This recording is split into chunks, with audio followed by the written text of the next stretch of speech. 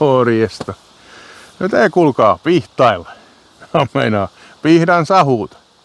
Tämä on vähän sellainen kysymysmerkki nämä pihtatukit, että mitä näistä kannattaa tehdä. Ja nyt tehdäänkin sillain, että kun tuossa tehdään pelkka tästä niin pinnasta, että tulee lautoja, niin kantataan ne ja kokeillaan, että kuinka se pihtalauta oikein vääntöä kestää.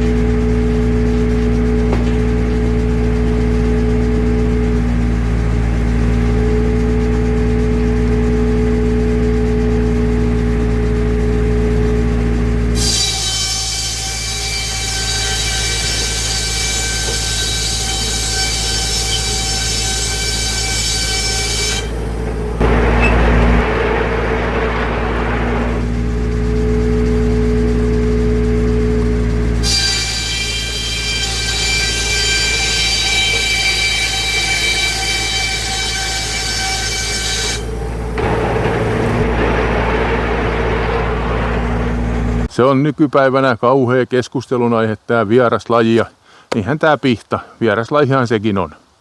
Ja eihän tätä nyt taida Suomenniemellä oikein kauheina metsiköinä missään olla. Mutta onneksi tätä nyt tässä on, että päästään teitin kanssa ne sahaamaan ja näette, että minkälainen puu tää on. Ihan nättiä lautaahan tää on, hirveän oksasta, mutta eikö se jo ole aikaisemmin todettu, että oksa on laudan kukka. Ja en ole tästä paneelia koskaan tehnyt. Voisi tulla ihan nättikin paneeli.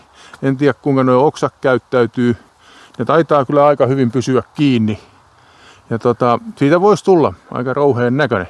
Sitä täytyy kokeilla päivänä erään.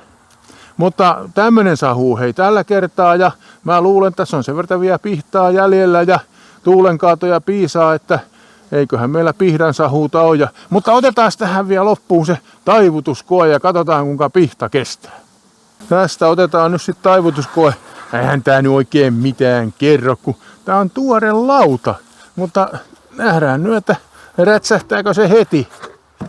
Ei, kattokaa. Nonni, tätä mä tarkoitin. Tämmösiä nämä pihdat on. Ei tää mitään ensiksi se näytti, että kestää, ja kattokaa, sen sai taivutettua tollain irti.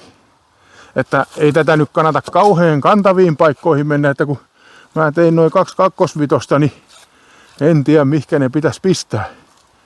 Mutta kyllä tää seinälautana menee. Oho, tämmönen tällä kertaa. Ensi kerralla taas uudet pihtaamiset. Morjesta.